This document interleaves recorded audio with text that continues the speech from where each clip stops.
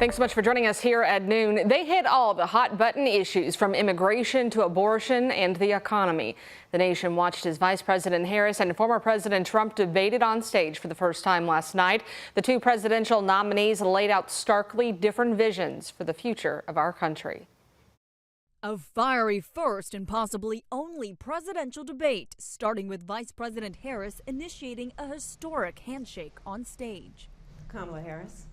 Let's have a good debate. Have fun. But the pleasantries were short-lived. Harris quickly attacking former President Trump, keeping him on the defensive for much of the night. Donald Trump actually has no plan for you because he is more interested in defending himself than he is in looking out for you. She doesn't have a plan. She copied Biden's plan, and it's like 4 sentences, like run, spot, run.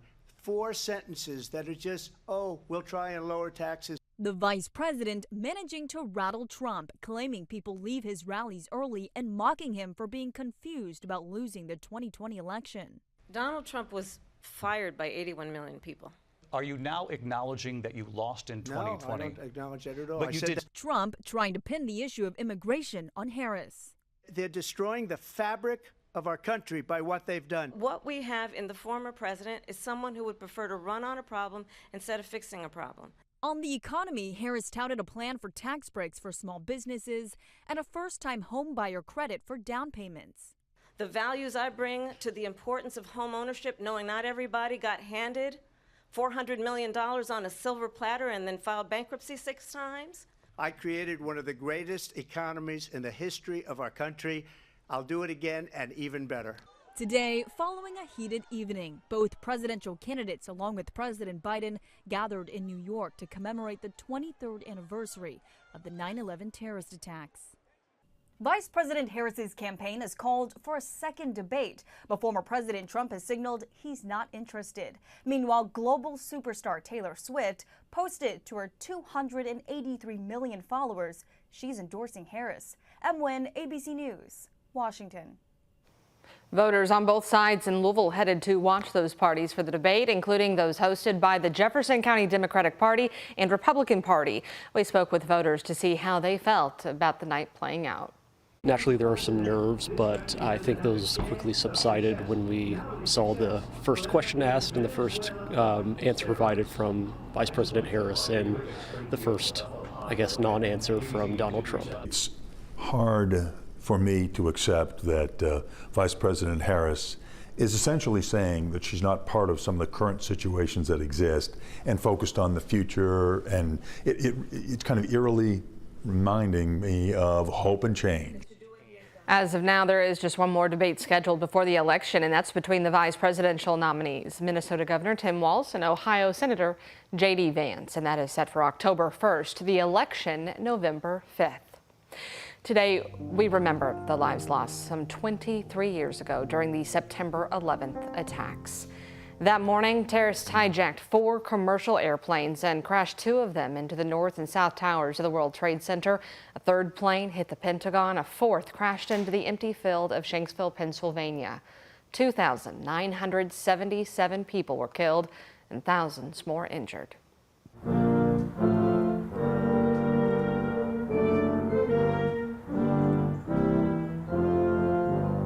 And it was a solemn Patriots Day ceremony at Fort Knox this morning to honor the fallen men and women from 9/11. Major General Johnny Davis gave the keynote address and spoke of his time at Ground Zero when he was sent to the Pentagon to help with search and rescue. I was a young captain in the Army in D.C., Washington, D.C. at that moment.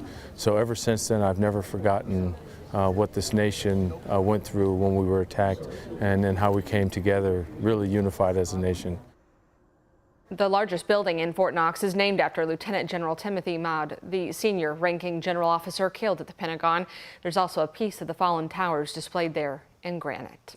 Well, today, a flag for every victim of 9/11 was placed outside Butler High School. About 40 students arrived on campus extra early to help stage the scene, which spelled out United in 9/11 with the outline of the Twin Towers.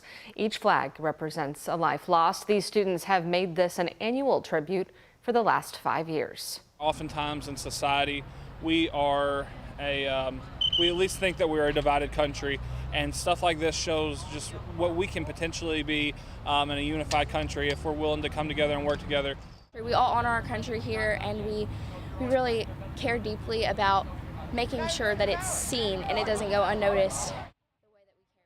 9/11 is still considered the deadliest day in the history of the fire service. Today, Louisville Fire Department honored the lives of the fallen first responders with a tribute and memorial. Mayor Craig Greenberg and Kentucky's Governor Andy Beshear were both in attendance outside LFD's downtown headquarters.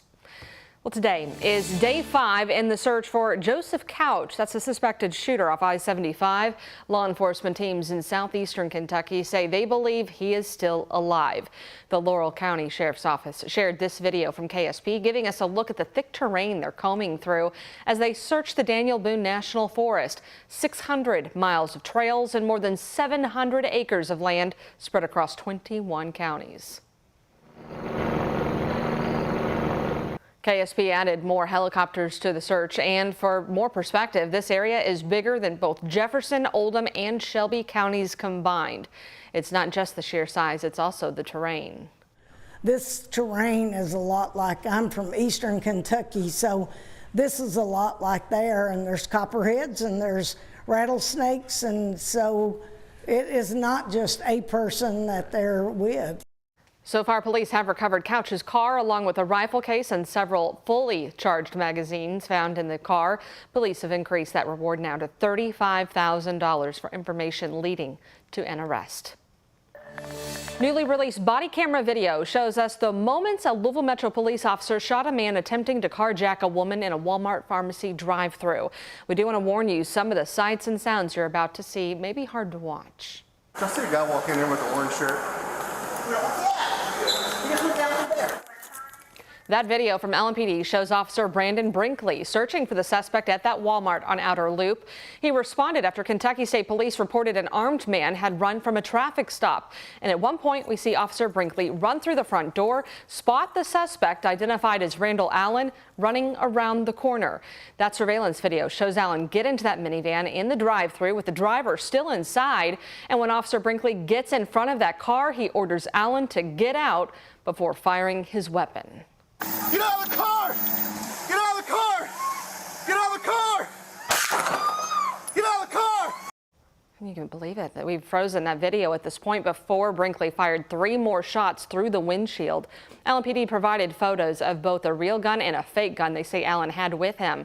The woman in that van safely got out before officers pulled Allen out of the passenger seat. He survived his injuries and is now facing several charges. New here at noon, a student at Male High School was just arrested and expected to be charged after a gun was found in that student's book bag. The principal said in a letter to parents that the gun was found through its weapons detection system. All student staff and visitors walk through that as part of the school's safety plan. They said the student will also be disciplined according to the Student Support and Behavior Handbook. 12:07 here on your Wednesday. Everything's looking pretty calm right now, but we are looking to see things pick up in the next couple of days, Sam. Yeah, we're embracing for the remnants of Francine to be marching into Kentuckiana. As we get a head start to the day, though, the lunch hour looking pretty smooth. We've actually warmed 7 degrees over the past hour. We're at 76 in the 11 a.m. hour, and now we're at 83, reaching noon in Louisville. Bowman Field at 80 flat, and of course, another great day to get out and enjoy with the abundant sunshine, and temperatures later on will be striking the lower 90s. The warmest air right now off towards Frankfort, some pockets of low to mid 80s from Lebanon towards Springfield as well. So this is our planner today. We'll be still staying pretty darn mild into the evening. There may be a few clouds draped across our sky.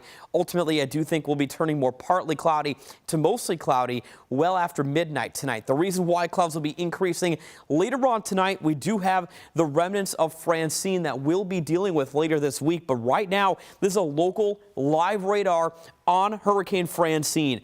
New Orleans is seeing some very heavy pockets of rainfall. Rainfall rates in this area right now are between 1 to 2 inches. And along with that, storm surge is battering portions of the Louisiana Gulf Coast with the eye a solid 50 to 75 miles off the coast of Louisiana right now. So unfortunately, Francine will be making landfall on Louisiana's Gulf Coast as a Category 1 hurricane later on this evening, probably closer to about 6 or 7 o'clock Central Time. Notice the hurricane weakening into a tropical storm by this time tomorrow and then becoming a post-tropical depression. And with time, it will be affecting western Kentucky with that eye, the center of circulation getting close to western Kentucky. And in fact, we're going to be noticing some local impacts with rainfall and some cooler temperatures into the weekend. I'll talk more about that for your Friday and Saturday in a few more minutes. Sam, thank you. Construction has officially started on the community care campus in the Smoketown neighborhood, and it's going to cost a lot more than expected. Mayor Craig Greenberg made the announcement saying the project has increased $18 million from the original $40 million to now $58. The first phase of the campus construction will begin with converting the former View Hotel into a family emergency shelter. The campus will also include traditional housing for young adults, a medical and behavioral health clinic, a community gathering space, an LMPD office and police activity league space, and VOA's headquarters with 75 employees right here on this site. The community care campus is expected to be fully operational by the end of 2027. And another Publix is coming to Kentuckiana, this time in Elizabethtown. It'll be on the corner of Pear Orchard Road and Ring Road, just off Dixie, and is now the 12th Publix announced for Kentucky. The state's first store opened in East Louisville just 9 months ago, and as of now, there's no timeline for that opening at the E-Town location.